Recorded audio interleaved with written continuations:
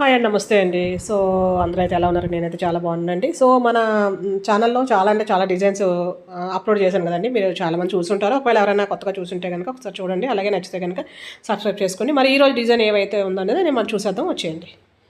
So ఇది ఈరోజు hand design అండి. అన్ని రకాల డిజైన్స్ ఉంటాయి. Neck designs, hand designs, latkan designs. ఈరోజు అయితే హ్యాండ్ డిజైన్. సో ఇది పైది ఒరిజినల్ క్లాత్, కిందది లైనింగ్ క్లాత్.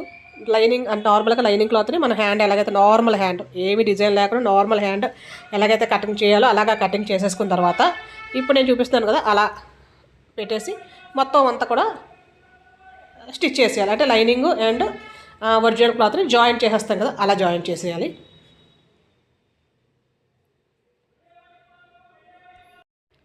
ఇలా జాయిన్ చేసేసిన తర్వాత ఇప్పుడు ఇది ఏదైతే ఎక్స్ట్రాగా ఉందో క్లాత్, ఆ క్లాత్ అంతటిని కూడా మనం చక్కగా నీట్గా కట్ చేసేసుకోవాలి. అంతా కట్ చేసేసిన తర్వాత ఇప్పుడు డిజైన్ పెడదాం. కట్ చేసిన తర్వాత డిజైన్ స్టార్ట్ చేస్తామండి మనం.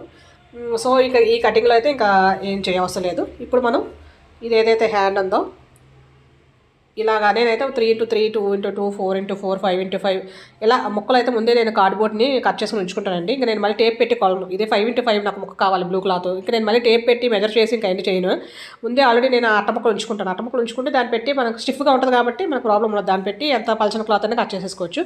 సో ఇది ఇలా మడత పెట్టి మధ్యలో మనం ఒక లైన్ కరెక్ట్గా సెంటర్ అని తెలియడం కోసం ఒక లైన్ డ్రా చేసి ఇది 5x5 తీసుకున్నాం కదా, ఇలా మడత పెట్టి మళ్ళీ మడత పెట్టి మళ్ళీ మడత పెట్టాలి. ఓకే అండి, 3 టైమ్స్ అలా మడత పెట్టిన తర్వాత ఇప్పుడు ఇలా పెట్టేసి ఇప్పుడు నేను చూపిస్తున్నా చూడండి, అదే యాంగిల్లో పెట్టుకుంటానండి. అప్పుడే మనకు ఆ షేప్ వస్తుంది. అక్కడ ఒక స్టిచ్ చేసేయాలి. చూడండి, మళ్ళీ చూపిస్తున్నాను. ఒక మడత, మళ్ళీ రెండో మడత వేసేసాక జస్ట్ ఒక కుట్టు కుడతాను. ఎందుకంటే అది బాగా సిల్కీగా ఉంది క్లాత్ అనమాట. ఈ హ్యాండ్ క్లాత్ ఓకే, ప్రాబ్లం లేదు, కానీ ఇది బాగా సిల్కీగా ఉంది. అందుకని చెప్పేసి ఒక కుట్టు వేసాను. నార్మల్గా అయితే ఎక్కలేదు, డైరెక్ట్గా మూడో మడత కూడా పెట్టుకోవచ్చు. కానీ జారిపోతుందని చెప్పి నేను కుట్టేసాను. ఇప్పుడు దీన్ని మళ్ళీ మడత పెట్టుకుందాం.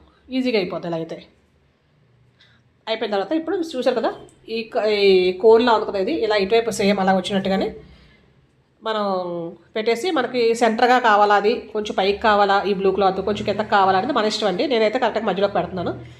మధ్య ఆ డిజైన్ మధ్యలోకి వచ్చేలాగా అనమాట. సో అయిపోయిన తర్వాత ఇలా కుట్టేసిన తర్వాత యాక్చువల్గా బ్లూ క్లాత్ ఒకదానే కుట్టాలి మనం. కానీ ఆ పైది తర్వాత పైది కిందది కుట్లిప్పేద్దాం. కానీ పైన నేను కుట్టుకుంటూ వచ్చాను కదా. సో ఇలా ఎక్స్ట్రా క్లాత్ ఉంది ఖచ్చితంగా కట్ చేయాలండి, లేదంటే మడత పెట్టినప్పుడు కనిపిస్తుంది. అందుకని చెప్పి ఈ ఎక్స్ట్రా ఏదైతే ఉందో కట్ చేశాను. ఇప్పుడు దీన్ని మనం ఇలా ఫోల్డ్ చేసుకోవాలి. చూసారు కదా, ఇలా ఫోల్డ్ చేస్తే మనకు ఒక మంచి ఈ షేప్ లాగా వచ్చింది కదా. ఈ షేప్ దగ్గర మనం చిన్న టాక్ వేసేసుకోవాలి. ఇక్కడ కావాలంటే బీడ్స్ వేసుకోవచ్చు.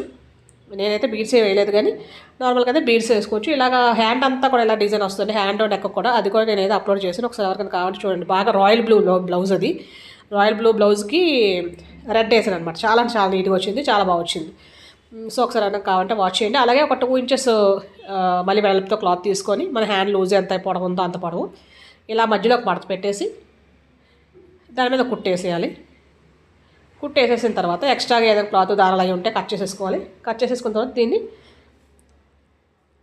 కింద వైపు తిప్పేస్తాం. తిప్పేసినప్పుడు మనకు కొంచెం ఎక్కువ కావాలంటే ఎక్కువ ఉంచుకోవచ్చు. నేనైతే పైపింగ్ లాగే ఉండేలాగా కొంచెం ఒకటే ఆ రాయల్ బ్లూ కలర్ కొంచెం పైపింగ్ లాగా కనిపించేలాగా ఉంచి అప్పుడు కుట్టేస్తాను. ఆ కుట్టు స్కై బ్లూ ఉంది కదండి, దాని మీద కుట్టు పడాలి. రాయల్ బ్లూ మీద కుట్టు పడకూడదు. మనం ఏదైతే పైపింగ్ వేస్తున్నామో దాని మీద కుట్టు పడకూడదు. మన బ్లౌజ్ ఏదైతే ఉందో ఆ బ్లౌజ్ మీద కుట్టు అయితే పడాలి.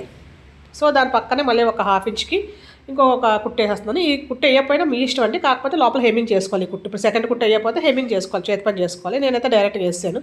సో చూసారు కదండి, ఇలా వచ్చింది కదా. ఇలా వచ్చిన దాని మీద ఇప్పుడు మనం దీనికి రకరకాలుగా సోకులు చేస్తాం కదా, అలా సోకులు చేయొచ్చు. సో ఇలా స్టోన్స్ లైన్ వేసేవచ్చు.